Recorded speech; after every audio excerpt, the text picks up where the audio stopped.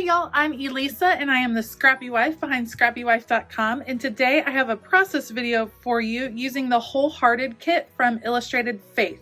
Now, this is kind of an experiment, so if you're seeing this video, that means hopefully it worked out, or maybe I'm just sharing my mistakes with you. But either way, I purchased the kit online this month, the digital copy of the kit, and printed it out like you see here. I meant to print it one-sided so that I could cut it out and use the different sections. So that's the plan. I'm going to cut it out. I'm going to create my own journal. And I have also printed out this collection from Shauna Klingerman that's available over at the Print and Pray shop that goes really well with the kit. So I'm going to use that. And then I also picked up this paper set. I picked it up at Tuesday morning. I thought the colors really matched well. It's called Hello Again from Echo Park Paper. I thought the colors matched well. I like the hearts and the typewriters. Felt very Illustrated Faith-esque to me. So I'm going to use these as some of the basis for my book. And then I'm going to try out this tool. This is the We Are Memory Keepers bookbinding guide, and my husband bought this for me as a surprise at Christmas because, being the awesome husband he is, he had seen a YouTube crafting video using it and thought that it might be something I like. So as you can see, I haven't opened it yet, haven't tried it yet, so I'm going to give it a try right now. We'll see what happens. I will link all of the supplies down below. Wish me luck. See you at the end.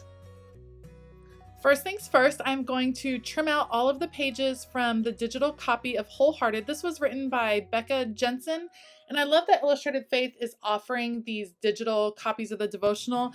There are some months that my budget just can't take buying multiple devotionals, and I love all the things that Illustrated Faith does normally. So I like that this option is there, especially for international Bible journalers that have a hard time justifying the cost of the shipping and the customs fees and all that. The digital copy is a great way to get involved. They have all kinds of elements over there that you can use. The collection from Shauna Klingerman that I picked up is called So Loved. And just a hint that I did not know, if you buy the digital copy of the devotional, there's actually a coupon code at the back of it that you can use to buy So Loved. So I didn't know that, so I accidentally paid full price for it, but that's okay. I love all of Shauna's artwork, so I know I'll be able to use this.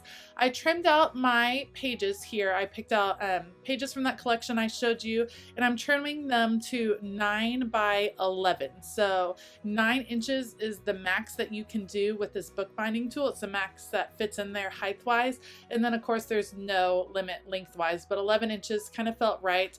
So that way when it's folded in half, it's about 5.5 inches, and I can center each of the journaling pages on there, and here you can see me trimming. So what I'm going to do right here, I don't have a score board, and so I have my paper trimmer. I'm using a pen cap, and I'm just going to lightly run it over, and that creates a nice indentation so that I can get a crisp fold. Yes, I should probably just go buy a score board and a bone folder tool. I think that's what it's called, but that's okay. I'm going to use this for now because it's what I have on hand, and you can't always buy new tools for every project, or at least that's what my husband likes to tell me. There's also no reason that I couldn't just fold these papers in half manually, but I like having that line there to get a nice crisp fold, and you can see I'm just placing the papers in.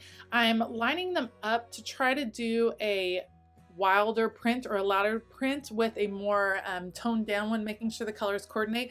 This is going to end up being a very colorful journal, which I don't mind. We're kind of in the grayest part of winter, at least where I am in Northern Virginia, and I am desperate for some bright color and for some happy just some happy colors going on. So I think this is great. I love the color. I love all the rainbows. I love all things rainbow. What I did there was cut a cover. So the cover, I knew I wanted those yellow hearts, and I cut it slightly larger than the journal pages on the inside because I wanted it to cover some tabs that I plan to put in. Next thing I'm going to do to give it a little bit more of a clean look is I'm pushing all the pages in together. I'm going to use some clips to clip it, and I'm going to trim off the overhang. So when you put a bunch of journal pages all in one, you can see that the ones in the middle kind of stick out farther, and I don't really like that look. I want it all to be crisp and clean on the edges. I went a little bit far, as I should have probably broken this up into 2 pieces to trim it, but I'm going to use some muscle. You can see me really working hard, and I'm just going to trim off the extraness. It gives it a clean edge and look when it's all bound together as a book, and I'm really pleased with those results. There is a great tutorial for using this We Are Memory Keepers tool over on the Sea Lemon channel, and I will try to link that below. And that's actually the video that I watched with my husband, and it inspired him to pick this up for me as a Christmas gift. So I'm just looking through the instructions, and I decided that what I'm going to do for this book is the simplest one. This is the first time I'm binding a book with a tool with all the proper tools. If you've seen my channel before, I've kind of created some of my own traveler's notebooks before, but this one will be all proper and correct, and it's pretty easy to do. So I take about half of the pages because it says it'll poke through 8 pages at a time, but this is thicker cardstock. So I take just a few, and I'm going to put it in where you see that single row of holes, and that kind of has a V shape to it, an indentation. You place this piece on top, screw it down, and that keeps the book in place. And then you use the awl tool that you see me doing right there, and I'm just poking holes, and there's a cool guide that shows you where to poke holes. I do mine about a 1/2 inch apart, and you can choose whatever you want. It doesn't have to be that much, but I liked the 1/2 inch. And then you take it out, unscrew, and you have the holes all nicely punched for you. And then I'm going to do the next part of the book. So I think what I decide to do here, I'm trying to figure out, so my cover is a little bit big, and you'll see how I solve that issue in a second, but I'm lining up the pages very carefully.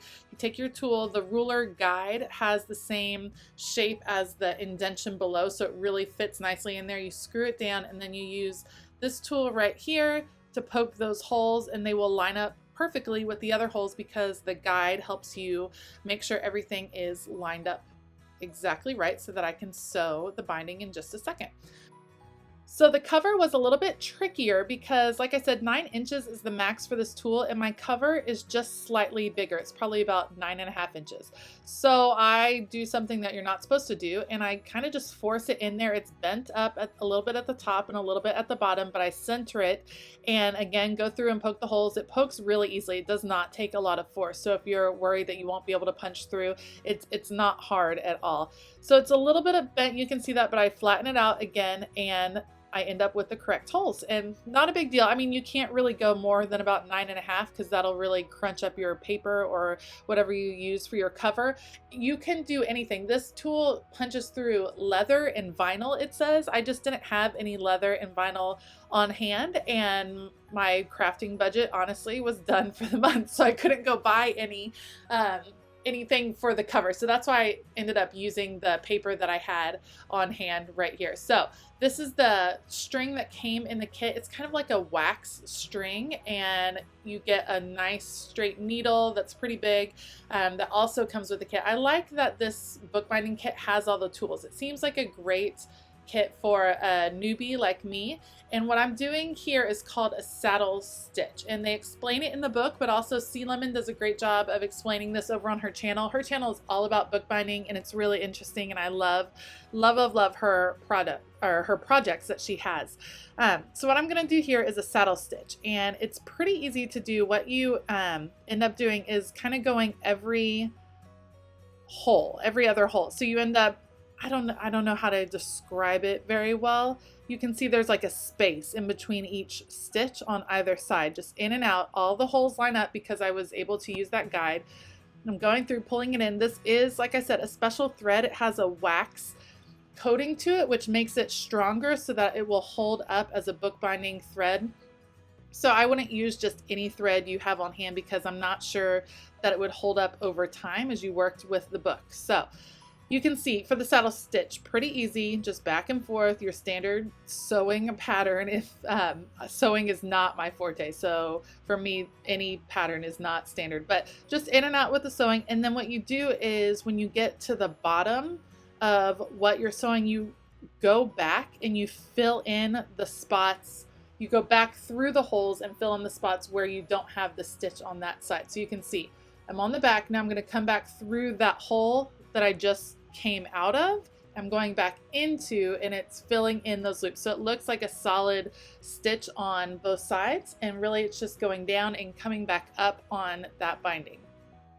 Now this bookbinding tool has instructions for doing all kinds of very cool stitches, which I plan on looking at and trying in the future. I just wanted to start with a simple one. You of course could create a journal like this with just a stapler or, you know, a little bit of glue, some washi tape to attach things together and get the same effect. I really like sewn journals. If you have a strong sewing machine, you could probably sew through this straight through, although this is a lot of cardstock, so that might be a lot to take for a sewing machine. So the bookbinding worked well for me, and you just tie it off there at the end, and as you can see, my journal is all put together, loving it. I'm just smoothing it out, and I decide to pull out my decal scissors. Now, decal is a word I just learned because if you've watched some of the Creativation videos that have come out recently, Tim Holtz has a new paper cutter that's coming out that's a decal edge paper cutter, which it turns out is what these scissors are, which basically means kind of a ripped, torn look. And I like that weathered look, and so I'm adding it to my cover here. I get a little bit too close to the edge, so it gets a little bit sloppy, but there's all kinds of ways to get that look. I happen to use these particular scissors, which I've had forever, from way back in my scrapbooking days from Michaels. They're some of my favorite scissors that I still use out of all of those pattern scissors. I remember when those were super popular, and I still have mine and use them every now and again. You'll have to let me know if I'm the only one that still uses pattern scissors. Maybe it's super old school, but I like them very much. So I cut out the shape that was on the cover of this month's journal. And again, this is pieces that I printed out digitally, so I can print this out over and over, which is awesome.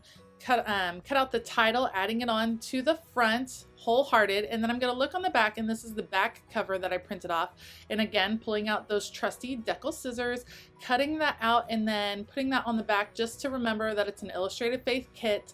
And I'm using my ATG tape glider, which I am really liking. It is not the easiest to load the tape, but once you've done it a couple times, it is pretty self-explanatory, and the tape refills are really affordable. And if you're like me, I go through a lot of tape, especially in a project like this. You can see I'm mounting all these pieces with the tape, and if I were using my Tombow tape runner, then that would have been an expensive proposition. But here I'm just putting the pieces in with the glider, covering all of the edges. You can see this is where my glider runs out, and I had to refill it, but it all worked out. So what I did, I put all of those journal pages that I had cut out into the book, but because I'm making my own journal, I was able to space them out, and I'm cutting some white pieces of paper right here. This is just a really good quality printer paper.